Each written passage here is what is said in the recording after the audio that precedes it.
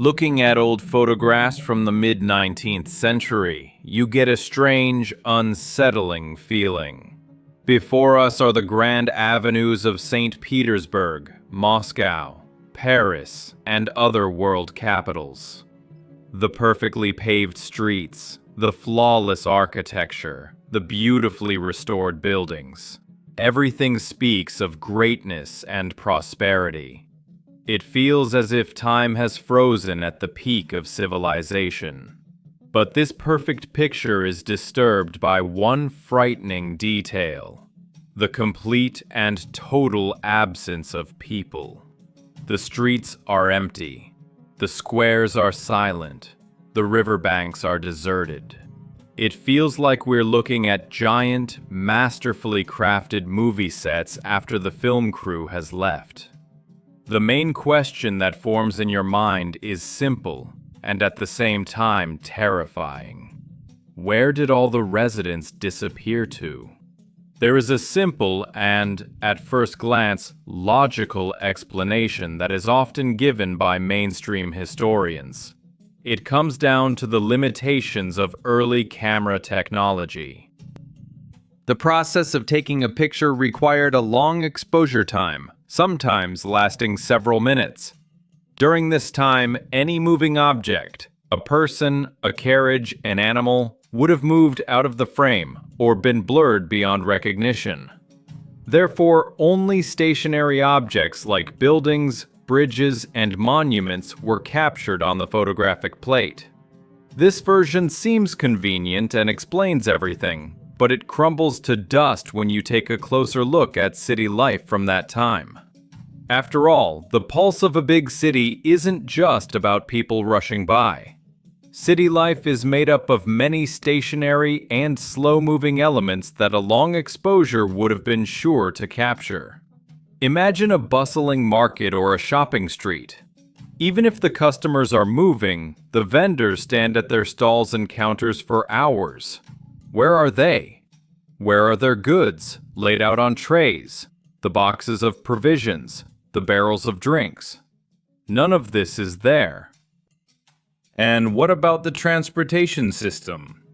A city could not function without carriage drivers. Their bulky carts and carriages should have been parked at special stands, waiting for passengers. The drivers themselves might have been sitting or dozing nearby, but we don't see a single carriage, not a single cart.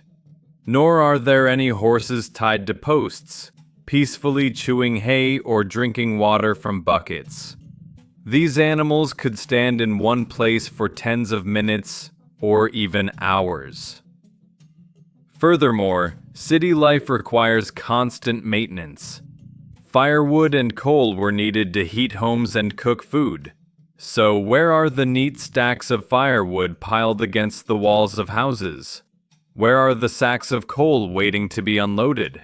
Where is any other household clutter that is inevitably present in a lived-in space? The streets in the photographs are sterile. The absence of people is just the tip of the iceberg.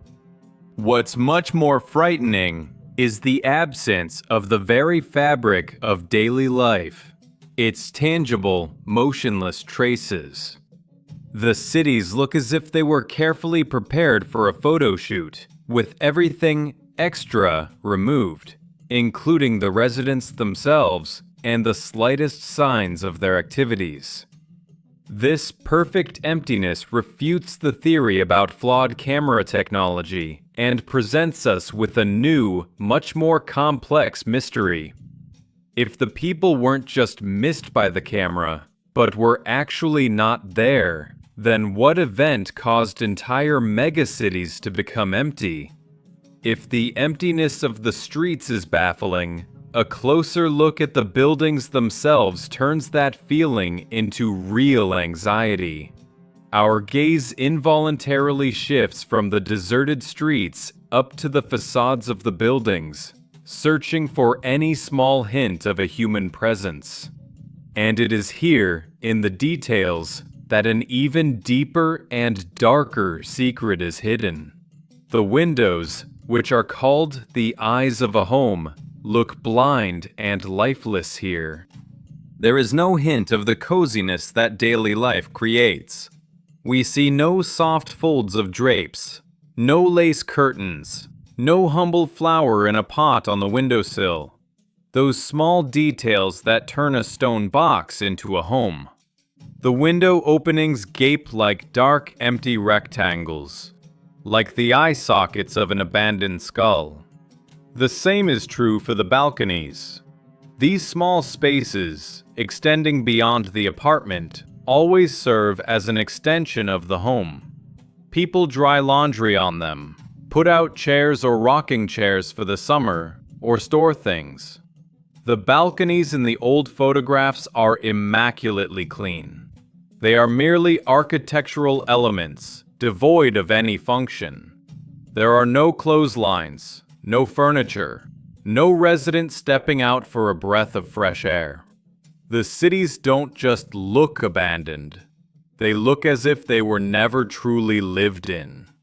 They give the impression of a grandiose model, meticulously assembled by a brilliant architect who forgot to breathe life into it.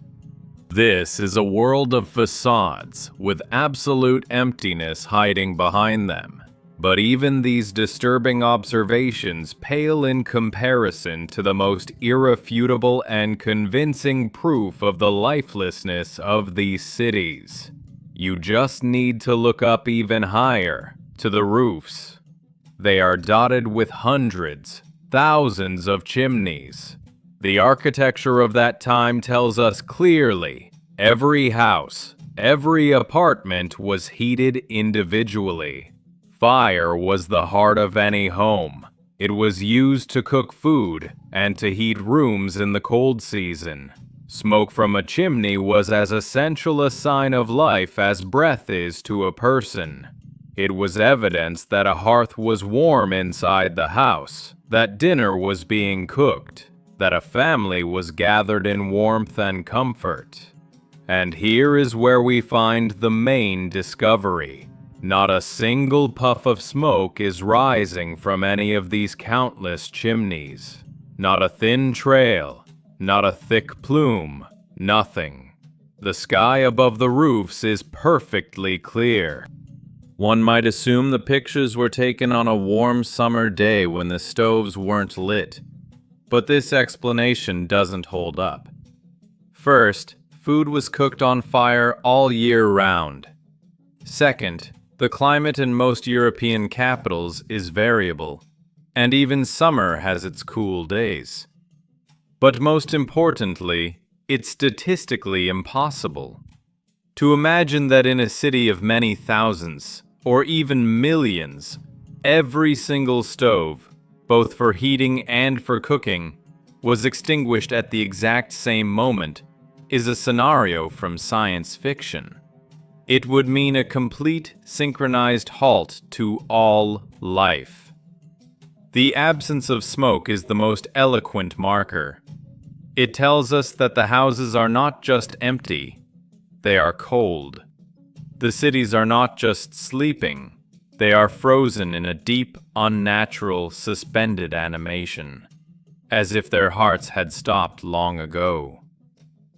Against this backdrop of all-encompassing, cold silence, any sign, no matter how insignificant, that breaks the pattern grabs your attention. And such anomalies, though extremely rare, do exist. They are like a faint light in the darkness, making you doubt for a moment the conclusion that the cities were completely lifeless. Gazing at the monotonous rows of sealed windows, you might suddenly notice on one facade a slightly open transom window. This simple, everyday gesture seems out of place in a dead city. The thought immediately arises, so, there is someone inside. Someone felt stuffy and let some fresh air into the room. This is a tiny, but potentially very important detail, hinting that not all the houses are equally empty. St. Petersburg presents an even more astonishing picture. In some photos, its famous fountains are operating at full power. Powerful jets of water shoot into the sky from the mouths of mythological creatures, sparkling in the sun and crashing noisily into granite bowls. This spectacle itself requires complex engineering support, constant pressure in the pipes, and working machinery. But around this splendor, not a soul. Not a single admiring spectator, not a single strolling couple, not a single child reaching for the cool spray.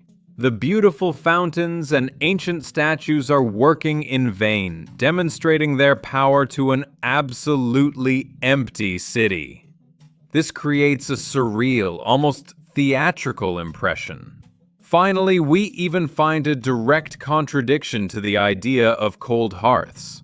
On one single photograph, among hundreds of others where the sky above the roofs is crystal clear, you can make out a barely visible, ghostly wisp of smoke rising from a chimney. It is so thin that it could easily be mistaken for a defect on the photographic plate or a scratch.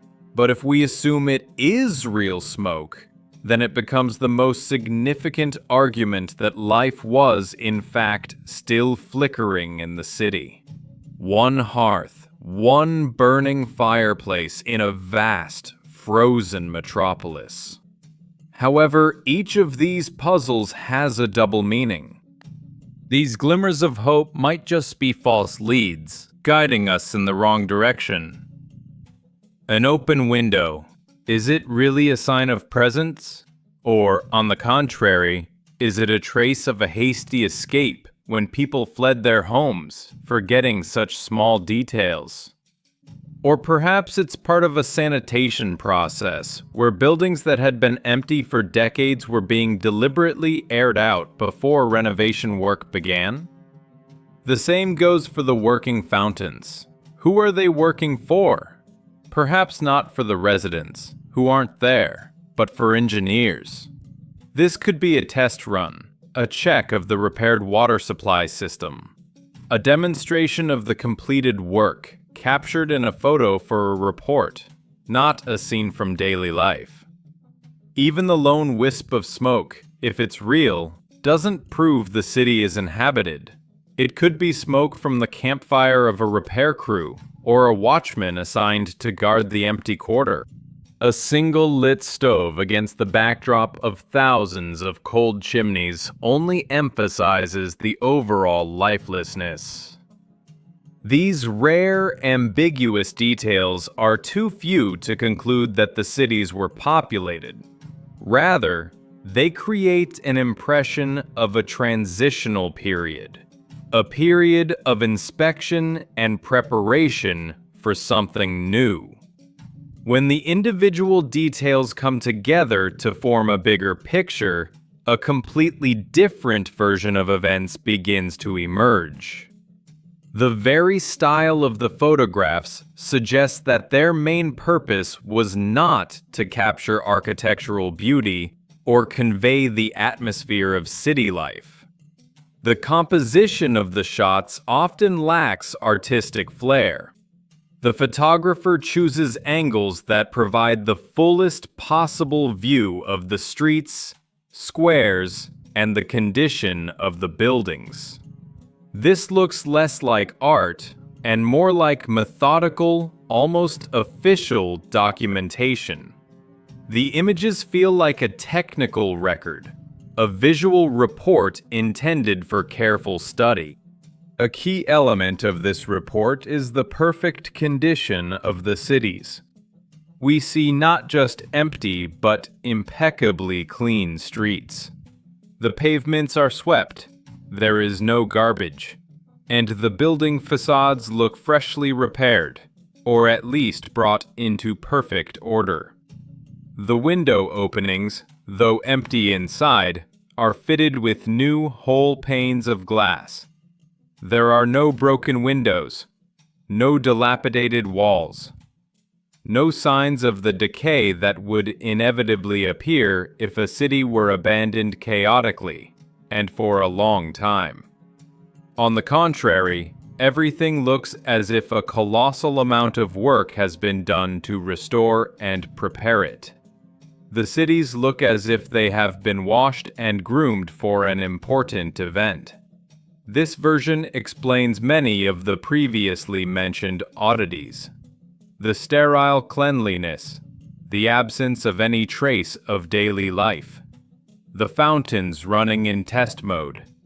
All of this fits perfectly into the concept of a large-scale inspection.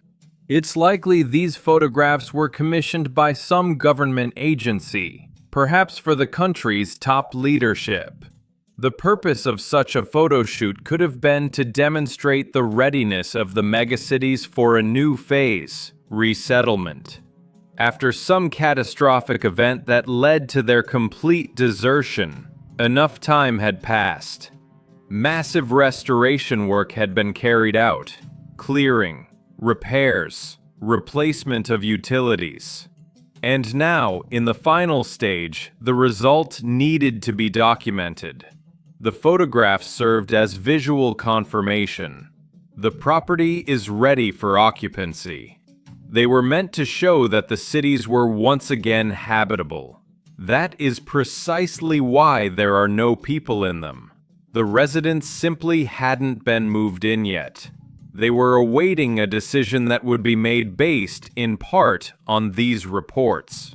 We are not seeing a living city, but rather a housing stock prepared for settlement. This explains the absence of personal belongings, the perfect order, and the general feeling of an uninhabited yet fully functional space. The pictures captured a unique moment, the pause between the end of a great restoration and the beginning of a great resettlement. But this raises the next, even more fundamental question. What kind of catastrophe could have made it necessary to completely evacuate and then repopulate the largest cities in the world? The search for an answer takes us from the realm of architecture and photography into the grim annals of climate history. Official chronicles record an event known as the Year Without a Summer. It is dated to 1816, and its cause is considered to be the colossal eruption of the volcano Tambora in Indonesia, which spewed a gigantic amount of ash and sulfur into the atmosphere. This suspension, like a giant screen, blocked the Earth from the sun's rays for a long time, causing a sharp and devastating cooling across the entire northern hemisphere. However, if you dig deeper into old European sources and chronicles, you can find mentions that this period of darkness and cold lasted not 1 year, but a full 3 years. 3 years without a proper summer. 3 years without sun. Today, we would call such an event a nuclear winter, and it doesn't really matter what caused it. A volcano, an asteroid impact, or something else. What matters is the fact. The planet was plunged into twilight. Evidence of this global cataclysm is preserved in European archives. They dispassionately record how food prices skyrocketed tenfold, how crop failures followed one after another, causing mass famine and riots. People, fleeing this icy apocalypse, moved en masse to the United States, hoping to find better conditions there.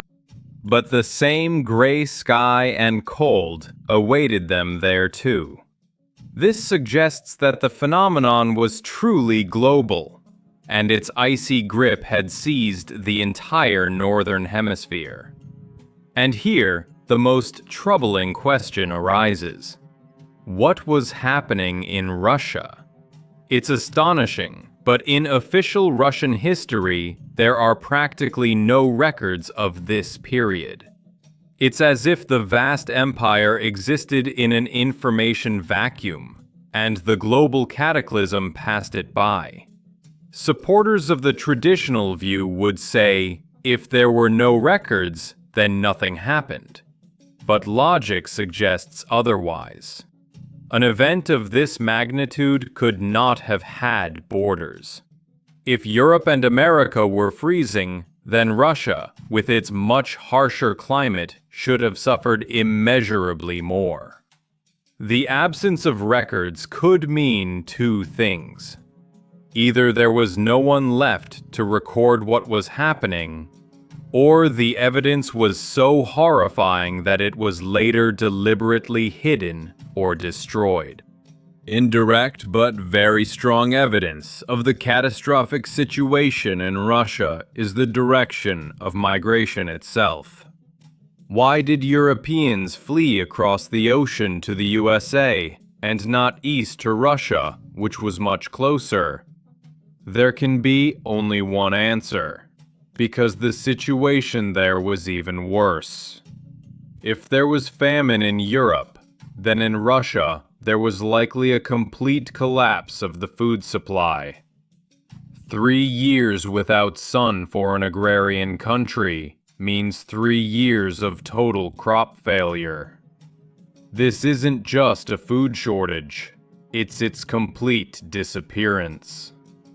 Stockpiles, no matter how large, cannot last forever. The catastrophe that left the cities empty began its countdown not in the streets, but in the frozen fields where the grain never grew. When the fields stopped yielding crops, a merciless countdown mechanism was triggered. The first to feel it were not the people, but the foundation of civilization at that time. The horses. The hay reserves calculated to last until the new grass in June ran out, but summer never came. A horse without feed turns from the main source of power into a burden. One can assume that for a while people tried to feed them with grain from human stocks, but this was only a postponement of the inevitable. Every bag of oats given to a horse was a bag taken from a starving family. Sooner or later, the choice was made. The living transportation network, the circulatory system of the empire, was put under the knife to feed its owners. With the disappearance of horses, the last thread connecting the cities to each other was severed. In the capital, St. Petersburg, the authorities could not have been unaware of the scale of the disaster. Imagine a desperate attempt to organize a rescue. Where could they get food from? Only from the south, from those regions where some state grain reserves might have survived. But how to send an order, for example, to Rostov-on-Don? In an era without the telegraph, radio, or internet, the only means of communication was a physical carrier, a courier with a letter, certified with a seal and signature. This person had to travel more than 1,000 kilometers. In normal times, this was a long but feasible task. In the conditions of the new Ice Age, it became a suicide mission. The roads, if they could still be called that, were buried under a multi-meter layer of snow. Ceaseless blizzards wiped out any landmarks. Even if they could find hardy enough horses and feed for them, they simply couldn't get through. A horse pulling a sleigh cannot move through deep, loose snow. The path must be cleared or packed down. Now imagine thousands of kilometers of roads covered with a 1.5 to 2 meter layer of snow. With what forces could it be cleared? By hand? With shovels? This is absolutely unrealistic.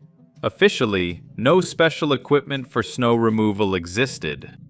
Even in our time, in the age of powerful snowblowers and a fossil fuel economy, one heavy snowfall can paralyze a federal highway for weeks. What can be said about that era? Thus, a complete and final transportation collapse occurred. The cities found themselves in a real ice blockade, cut off from the world not by walls and armies, but by an insurmountable force of nature. Any attempts to deliver food from the south were doomed. Caravans, if they were even sent, simply froze on the way, becoming icy monuments to the futility of human efforts. Perhaps some gangs robbed them along the way, because in conditions of universal famine, laws ceased to apply. The delivery of large volumes of cargo in the summer was done by river, but now the rivers were bound by ice of unprecedented thickness. The empire, which had seemed monolithic and powerful, disintegrated into isolated, freezing enclaves. Each city was left alone with its fate, and that fate was terrible. Inside these ice traps, the next most horrific act of the tragedy began. When the cities turned into icy prisons, human nature, stripped of the veneer of civilization, revealed its darkest sides. Hunger is the great equalizer, erasing moral principles and social norms. The first bastion to fall was that of gastronomic decency. What was previously considered inedible or food for the poor became an object of desire. It is in such eras that recipes are born which later, in times of plenty, might be romanticized and called delicacies. Frog legs, snails, cheese covered in thick mold, all these are traces of a desperate struggle for survival, when any source of calories became priceless. All the cats and dogs were eaten. Rats became a coveted prey. But when even this meager food ran out, humanity crossed the final line. Deep in the Paris catacombs, among the neatly stacked bones of millions of people, researchers find gruesome evidence from that era. On some human remains, there are distinct marks left by human teeth. This is silent but eloquent proof that in the agony of hunger, people turned to the most terrible of all possible food sources. In this struggle for life, the social structure completely collapsed. The strong and ruthless formed packs, turning into real gangs. Their targets were food warehouses, the cellars of rich houses, any place where some stock of food might still remain. The city streets became an arena of a silent and brutal war, where the right to life was determined solely by brute force. In this atmosphere of total collapse, those who still had strength made the only right decision: to flee. But not to other cities, which were just the same traps, but away from civilization, into the forests. The forest, which had previously seemed wild and hostile, now became the last refuge and hope for salvation. There, one could try to shoot an animal or catch a bird, and most importantly, there was firewood. Trees provided the means to make a fire, to get warm and not freeze to death in this icy world. A mass exodus from the cities began. The young and strong left, leaving behind the elderly, the sick, and the children who were unable to make this arduous journey. The cities rapidly filled with the bodies of those whose lives had come to an end. There was no one to bury them. They remained in their cold apartments, on the snow-covered streets, in public buildings. 3 long, dark years passed, and one day the sun returned. The icy grip of winter loosened, and the snow began to melt. But this long-awaited warmth brought not salvation, but a new, even more terrible turn in the catastrophe. Thousands of bodies, preserved by the frost, began to decompose. The cities filled with an unbearable stench. Meltwater, mixing with the products of decay, poisoned the wells and springs. Widespread epidemics began.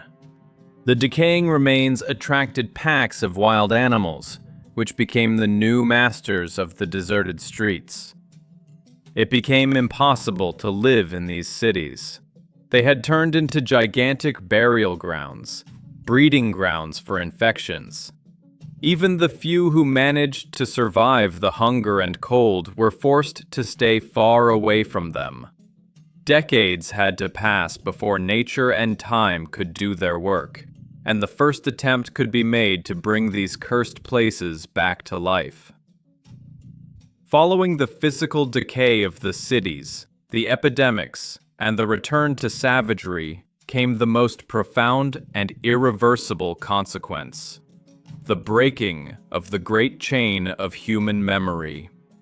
In any catastrophe, the most vulnerable are the first to go, the elderly and the infants. But in this tragedy, their departure was more than just a statistic. It was a double blow to the very essence of civilization. With the elderly went living memory, the carriers of knowledge, traditions, crafts, family histories, and life experience itself. Every elderly person whose journey ended in a cold house was like a library burned to the ground, taking with them into oblivion unique knowledge that could never be passed on. At the same time, the future was also gone. Children and infants, lacking the immunity and strength to fight the elements, left this world, leaving behind a gaping demographic void. The few children who miraculously survived became a lost generation in the most literal sense of the word. Left without parents, without grandparents, they grew up not knowing their past. Who were they? What was their family name? Who were their ancestors? What was this huge and now frightening city all about? All these questions remained unanswered. Their memory was a blank slate, on which only vague, nightmarish images of cold, hunger, and loss were imprinted. They knew neither the old faith, nor the old laws, nor the old culture. They were the perfect material for forming a new society. You could instill anything in these rootless children. A new history in which there was no terrible winter. A new language cleansed of old concepts. A new country built on the ruins of a world they did not remember. Perhaps it was this phenomenon that gave rise to the precise and chilling Russian expression, Ivan who doesn't remember his kinship. This was not just a figurative insult, but a literal description of an entire generation of people who grew up without a past. It was a social diagnosis given to a society that had suffered from amnesia. The scale of this tragedy was so monstrous that any subsequent government would be interested in consigning it to oblivion. To admit that the great capitals had died out from hunger and cold, that civilization had regressed to cannibalism, was to admit the complete failure of the old world order. It was much easier and politically more expedient to create a new myth. A myth of wild, empty lands that were newly settled and built by wise and strong rulers. History was not just rewritten. It was created anew on the scorched field of collective memory. And in this context, the old, unpeopled photographs acquire their true, final meaning. They cease to be just a mystery or a historical curiosity. They become the main, silent witness to that great catastrophe and the great forgetting that followed. They are the only surviving proof, a document from that terrible era that escaped censorship and editorial revision. Looking at these perfectly clean, restored, and absolutely empty cities, we are not just seeing streets without people. We are seeing the last, incorruptible page from a chapter of history that an entire civilization decided to rip out and burn.